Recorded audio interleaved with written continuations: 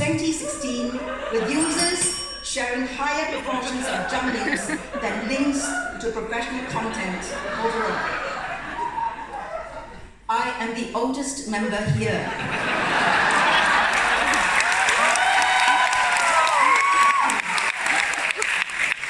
You guys should show and give me some respect.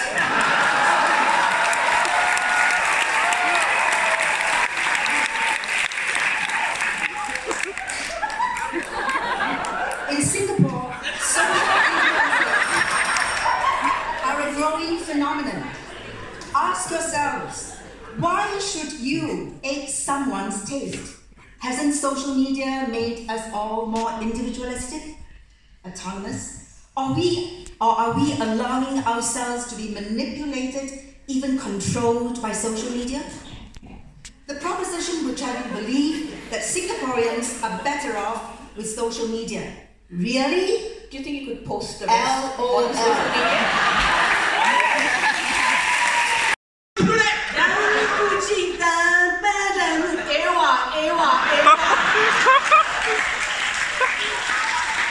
Inverted commas with the Singapore Tourism Board. Next, Singapore. That's the one without the T. I'm not really sure what that's about. But my favorite, super smooth laser hair removal. Because she knows, like all Indian women, all we want to be is white and hairless. Like Voldemort. So thank you for speaking first on social media. It's so beautiful what she does. It really works though. I don't have black hair. So hi, I'm pretty pleased. Singapore's top everything. Are Singaporeans better off with social media? No. I could stand here before you and talk about addiction, desensitivity, and also the unrealistic expectations portrayed online. But that's not what I'm gonna do because that's not how I do things. Come on, I'm pretty pleased. So, who better to talk to you about the harmful effects of social media than a walking example herself? So, here you have your favorite internet queen, back at it again to save the day. I have 2 cats, by the way. I don't know why I didn't even use my phone. Trying to prove a point.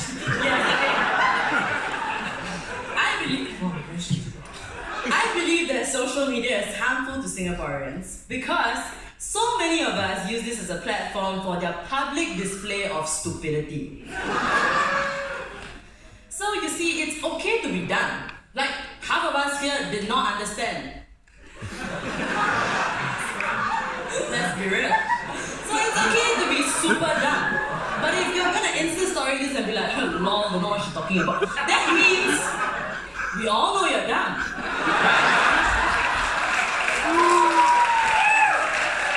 Once you put it online for the world to see, that's when everyone's gonna judge you. Everyone's gonna know. And once it's out there, you cannot take it back anymore. Is it still okay? So here's what I do. Every time I see some mistake or someone messing up on social media, first thing you do, don't share it with a friend, don't comment, screenshot and download. That's a life hack for you. That's what I do. That's why I always parody things, because I already downloaded the original one the second I saw it. Okay, getting a bit sidetracked. But yes, back to my point. Social media, it plays a huge role in determining your EQ and also your IQ levels. So my first point is, why do people even post things online? Sometimes it's maybe just to update your family, your friends, like, hey, I'm alive, you know? Or sometimes it's just you work so hard on something, you put it out there, you want people to appreciate your work. But let's be real, the real reason we put things online is because we are all attention seeking. Right? No? Right? Preach? Yes, right. So, does the world really need to know about your 73-day monthsary? Do I really need to see your ugly ass matching couple lap rings? No, I don't. Literally, every time I see things like that, I just block and report, okay? First of all, nobody needs to know. And second of all, nobody wants to know lah. So don't post this kind of thing online. And the that brings me to my next point. This is my favorite one. Social experiments. This is probably one of the few things that we all kind of do for the sake of doing, just to like rile up the people online, you know, get a crazy reaction. And like, I feel like half the time people do this, they forget the reason that they even started this social experiment. It gets completely lost in the process. So remember when CNN Insider made this poor Indian lady live with a Chinese family for 3 days as part of a social experiment? So it's for racial harmony, right? I just want to educate the kids, like, oh, you know, there's brown people exist. So yeah, so they did all that, but what was the point? And the parents just kept saying like, oh yeah, you know, we don't have a lot of brown friends, so we want our kids to like interact with brown people. I'm like, it's 2018. If you don't have brown friends, that's probably because you're way too busy basking in your privilege somewhere, okay? So go out there, make a brown friend, and don't ask them why they wear the dot on their forehead. You can Google it. But yes, social experiments. Look at how quickly thousands of people attacked Dikosh online when he tweeted an unpopular opinion about K-pop band BTS. And also, on the flip side, look at how easy it was to put on a facade and hide behind your keyboard and your iPhone camera and put out all this fake news and mislead hundreds and thousands of people, which is what Dikosh did when he accused the BTS army of like deleting his YouTube channel and taking away his livelihood. So even I fell for that shit, guys. I texted him, I was like, hey, you okay? But I started crying with it, I was a bit traumatized, and I was like, you okay? And then I found out it was a scam. He literally replied, social experiment. I was like, come on, like the internet's not gonna take this well. And sure enough, I don't know what's the reason, I still don't know why, because I don't think the world needs to know about mob mentality. We all know that K-pop fans are hardcore. We all know that, let's be real. So when I found out it was a scam, I was thinking, when is it too much? This caused so much uproar online, and I think all this time was wasted. The fandom could have spent all this time focusing on their education. Dikosh could have spent all this time doing what? Casting another teenage boy for him to make money off. Maybe he could have done that. So much time is wasted on all these experiments online, and it causes so much emotional exhaustion. And my question is it really worth it? What is the point of doing all these things? Virality? Followers? Several mothership mentions? I don't know, but I feel like it should stop. And that brings me to my next point. The way we speak. Social media has ruined it, okay guys? I hear my friends saying lol, BRB. I miss the good old days where my friends would just actually laugh. Or I hear someone say, pardon me, I'll return shortly, instead of saying BRB. What happened to those times? Come on, you guys are just butchering a language that has already been butchered here. Okay, we already have Singlish, that's enough, let's just keep it that way. Enough with the lols, BRB, LMFA, oh no thank you. Yeah, so I feel like we just succumb to this laziness because of social media, that now our reactions to anything, it's so easy online. We just like, haha, angry, sad. We do all that with one button. And I feel like it's going to come to a point where your friend's going to come up to you and be like, oh my god, babe, I'm pregnant. And you know how you're going to react? It sucks, guys. Everything is a promo code, everything is a hashtag. Exactly 1 week ago, true story, I adopted 2 puppies. So I brought them to the vet. And I was talking to the receptionist because I haven't decided on dog names. So I was like, okay, let me just ask her. She's worked here for a while. Let's see what cool names she's come across. So I was like, oh, what's the coolest dog name you've heard? What's the best one? And then she said, oh, there's this super handsome golden retriever. His name is hashtag. I swear I don't know how to feel about that, but all I know was I immediately walked back home, I took the 2 puppies, I named it Report and Block.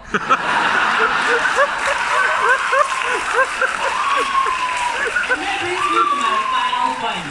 The younger generation. What are we teaching the kids nowadays, guys? What are the kids learning online? We are shown that it's okay to show a lot of skin, sell yourself on a Patreon site for money to continuously fund even more skimpy photo shoots and partying. Thank you, SG Insta Babes. And we are shown that it's okay to say a whole bunch of racist shit or even paint yourself brown and skip along Sentosa, all in the name of humor, okay? Content creation. Well, banana. So, all all these kids will learn that one day the only way a marriage proposal has to be planned is to have 25 hidden cameras, a lot of sponsors for your venue, dress, ring, and even personalized champagne glasses before even she says yes. So thank you so much, every engaged influencer out there. And that brings me to my end.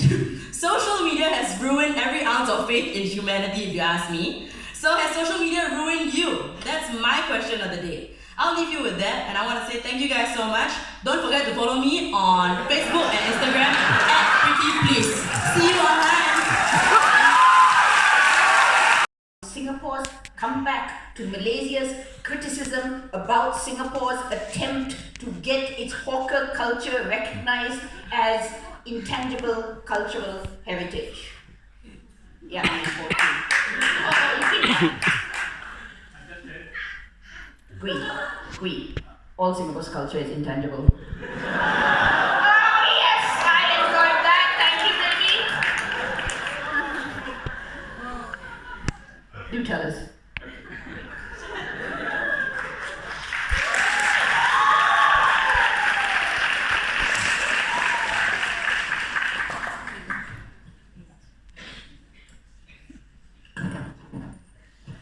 Every year, SWF got some people, they see me, they feel they need to ask, you got prepared for the closing debate? Kanina lah. I want to ask you when you last time wash your hands after taking a crap, or whether you got STD. Cannot. You think I'm so free? I got so much to do in SWF, speak at so many sessions, and still some people only remember me for this. That's fine, man. So let's talk about what? So let's talk about today's motion. Don't just come here and pass motion. No, be a good Singaporean. Listen to your government. Spend less time doing stupid things like go on social media. Work hard, earn money, go on holiday, get married, make babies, then collect your CPF. Just don't go online and stir shit. You think you can bluff me? You think you can bluff your government? You're just talking to your friends? Please, you are stirring shit. All this stir, like making laksa. All people inside government, share fake news, post photos. No wonder productivity so low. No wonder income gap so big. All your fault, understand? You all keep being like this. Akong first world utopia, sure habis soon. You will all become a fishing village again. Don't listen to those fake news who say before PAP we are not fishing village, okay? Social media, where got healthy? Where got good? Don't pay attention to the other team talk. Free speech lah, democracy lah. You see all that? So successful in life, unlike mine. See, I'm a slave. Female aimlessly. Prostitute. So successful. Only because while you are on social media, they are earning your money. You see this big shot, lawyer, Adrian Tan, while you're wasting time tweeting and Instagramming, he's making big money. You think he will admit it?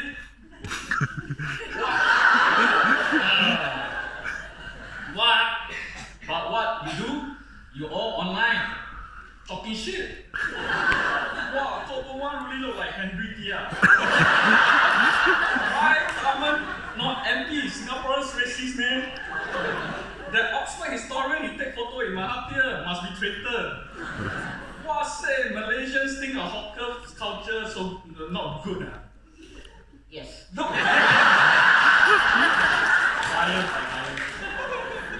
Look at all those people stuck at Jurong East MRT. All these kind of things. Nobody cares, okay? You think our PM got time to run a country if his wife is whole day Facebooking? You think Yao Kai Chai has time to prepare for SWF? He spends the whole day on social media. Puja, please take note.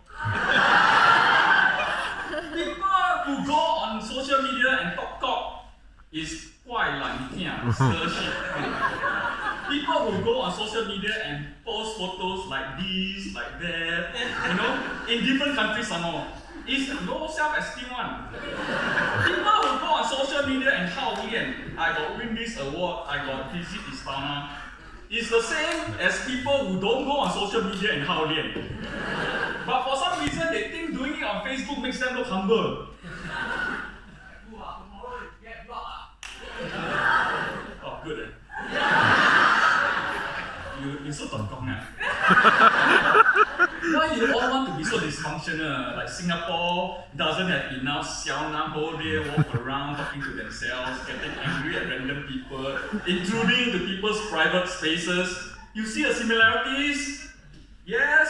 In fact, just imagine the thing people do and say online, they also do and say in real life, aloud and in real action. And you see what I mean.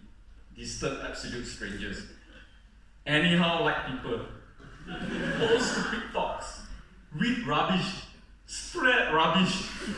Laugh, then get angry at random comments. In the middle of the night. Why you want to kiss yourself?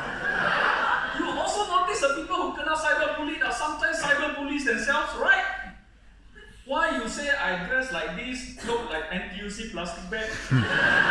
Anyway, your armpit hair very afro. How dare you say my kids look like a suckling pig? But then your that pimple is so big, it looks like got another big nene.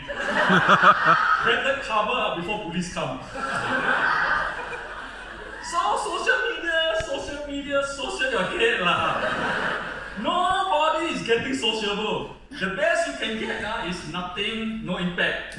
You are still the same sad, lonely guy, except you think you have friends because someone or something is wasting your time. The worst is when you cannot left, right, center from friends, from relatives, and from even the government for sharing what someone else posted.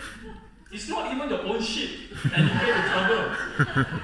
But everybody blames you and tekans you and drags you a few rounds around the virtual highway of shitty shit. Every day is like this, shitting, watching shit, getting shat on. It's either people getting upset and fighting or people waiting for someone to make someone get upset and then anger, the driving force behind social media. It's not Windows or OS X or Android. Someone, I think Suhaimi already mentioned, they have done this research and find that our mental health is all getting a bit low already. But someone should also do research to see how much social media has contributed to global warming. All this heat. I think it's very serious. I should know because as most of us here know, and you already admit it, I'm a hypocrite. I actually spend a lot of time on Facebook. It's the first thing I read when I wake up, not my Bible. It's the last thing I read before I sleep, not my CPF statement. read post, like, emo. Yes, kawan, I is an addict. I can't stop myself there.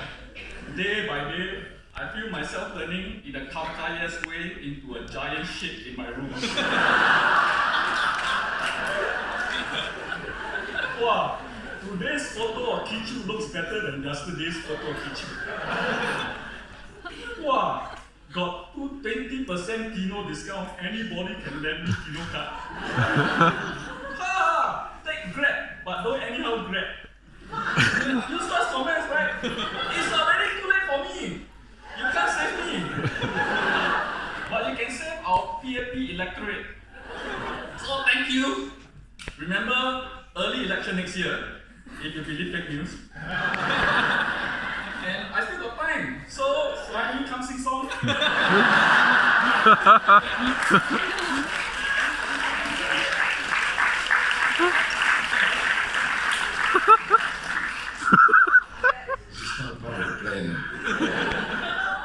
Apa tu merah dia?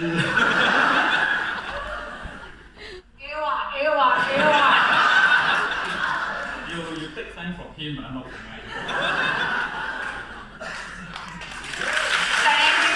Hey, you can sit down, I'm not done yet.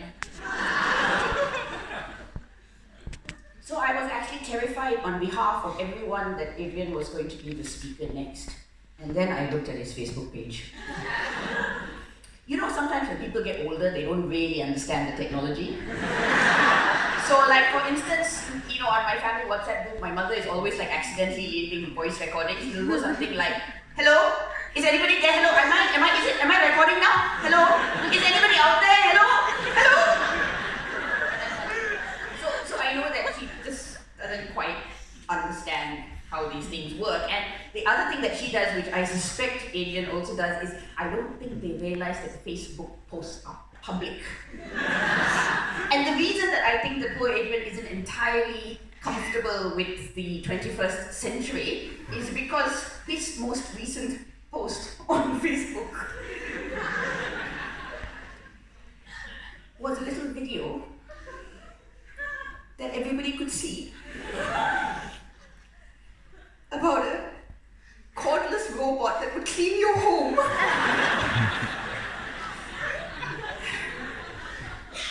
Honestly, that's the saddest thing I've ever seen.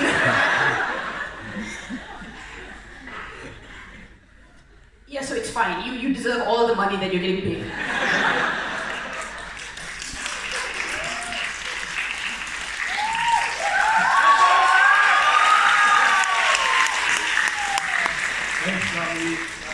Somebody took some of my time. It just started, don't bluff lah. Unless I get paid for the bit of his time that I took. When you have a Malaysian in charge, they take a cut of everything.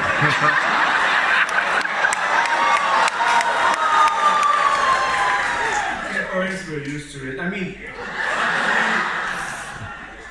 we're here actually just to answer a very simple question. Are we, as Singaporeans, better off with social media than we were in the past without it? It's a question not just about social media, but about Singapore, about us. There's no point looking at America or other countries, even Malaysia, much as we would love to. Because today we're invited to look at our young country. We're supposed to look back at what we were and look in the mirror at what we are now and look ahead to where we want to go. So I'm going to start in the past. In the time of our birth, in the 1960s, I was a young male, felt trapped in a female body. But then my mother gave birth to me.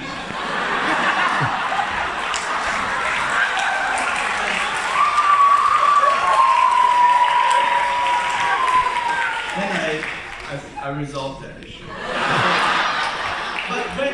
But when this country was born, August the 9th, 1965, something else was born, a Singaporean citizen. Up to that point, there was no such thing. But from that point, we, the citizens of Singapore, began to try to understand ourselves. We began defining ourselves. It was a hard struggle because the way we defined ourselves pre-social media was all negative. To others, we said we were not Malaysians. To foreigners, especially. But to each other, we said we were not a society. And to ourselves, we said we are not going to survive.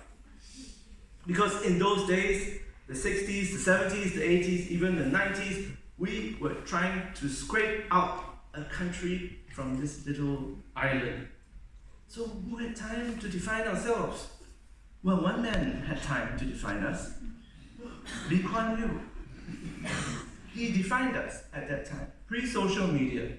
If we were overpopulating, Lee Kuan Yew told us to stop at 2, and we did. If we were unhealthy, Lee Kuan Yew told us to stop smoking, and we did. If we were rude, Lee Kuan Yew told us to be courteous, and we were. Lee Kuan Yew told us to be engineers, to live in HDB flats, to work hard, keep short hair, stop chewing gum, marry graduates and be productive. Yes, yes, yes.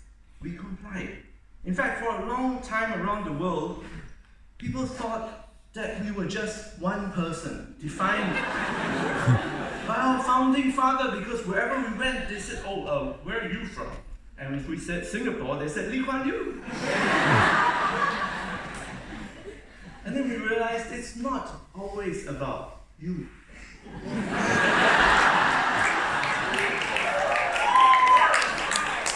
Well, at that time, Lee Kuan Yew's main mode of communication was the media, the Straits Times for those of us who spoke English, 早报 for those of us who spoke Mandarin, and those who spoke dialect were not allowed to read a newspaper. So, Straits Times was our medium of communication. If we wanted to know what happened, we would read the Straits Times. The Wall Street Journal, the Times, the Guardian, South China Morning Post, Sydney Herald, foreign newspapers took weeks to come if they were not banned. So there was just the Straits Times. If we wanted to know about a court case, we read it in the Straits Times. If we wanted to know about the Singapore stock market, we would read it in the Straits Times. If we wanted to know who died, we would read it in the Straits Times obituary. If we wanted to know the results of football matches played in England yesterday, we would have to read it in the Straits Times. If we wanted to watch a movie or see what's on our 3 television channels, we would read the Straits Times. If we wanted to buy a car or a home, we would have to read the Straits Times classifieds. If we wanted to know the weather, 4D, our horoscope, or even read comics, it was in the Straits Times. If we wanted to know what crimes took place, yes, the Straits Times. And at that time, there was a spate of robberies in multi-story car parks, which is wrong on many levels.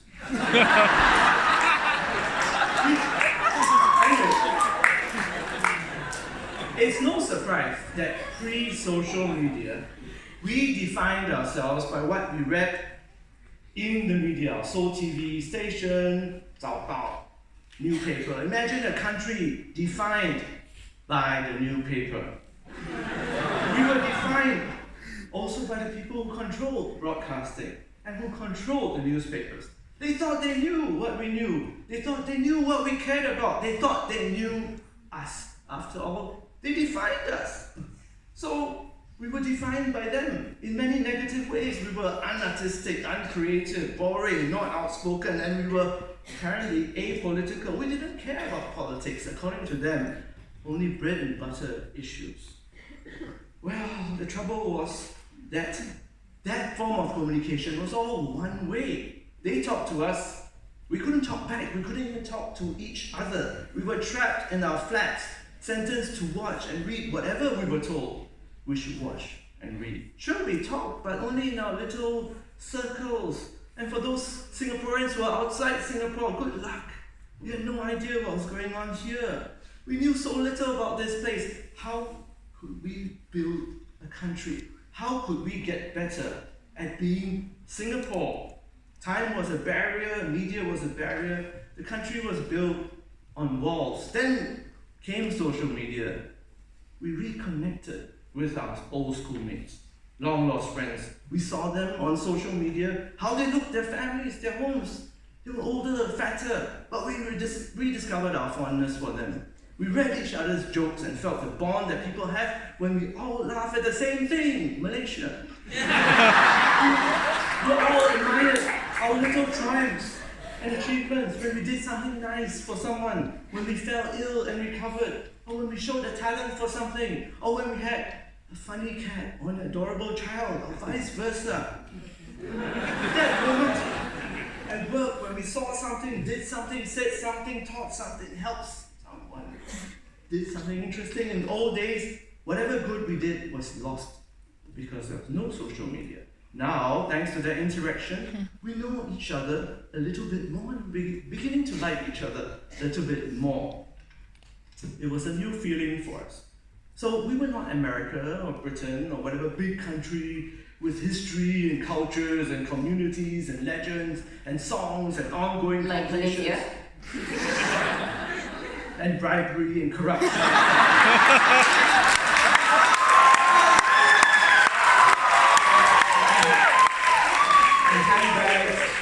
and handbags and yachts and second-rate comedians.